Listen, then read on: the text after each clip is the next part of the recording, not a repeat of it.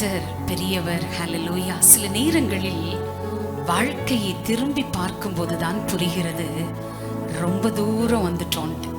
எத்தனை பேர் உணர்றீங்க? ஆலயத்தில் உட்காந்து யோசிக்கணும், திரும்பி பார்க்குறேன்ப்பா என் வாழ்க்கைய, ரொம்ப தூரம் என்ன நடத்தியிருக்கீங்க.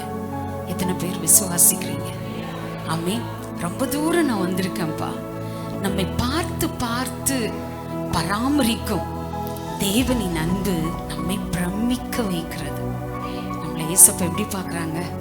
என்னை ரொம்ப நல்லா பார்த்துக்கிறாரு. ஹல்லேலூயா. பக்கத்தில் இருக்கவங்கள பார்த்து சொல்லுங்க, இயேசப்பா என்னை ரொம்ப நல்லா பார்த்துக்கிறாரு. ஹல்லேலூயா. அதை சொல்லும் பொழுதே ஒரு பிரசன்னத்தை உணர்வீங்க. அதை சொல்லும் பொழுதே ஒரு தெய்வ மகிமையை உணர்வீங்க. ஹல்லேலூயா.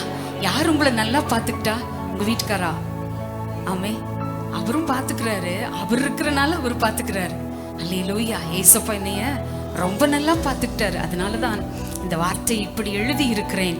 சில நேரங்கள் வாழ்க்கையை திரும்பி பார்க்கும்போது தான் புரிகிறது ரொம்ப தூரம் வந்திருக்கிறேன் என்று. நம்மை பார்த்து பார்த்து பராமரிக்கும் தேவனின் அன்பு நம்மை பிரமிக்க வைக்கிறது.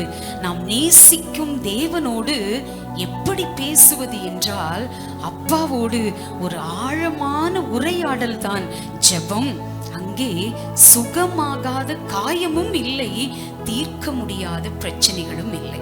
அல்லேலூயா. சுகமாகாத காயம் அப்படிங்கிறது ஜெபத்துல இல்லவே இல்லை.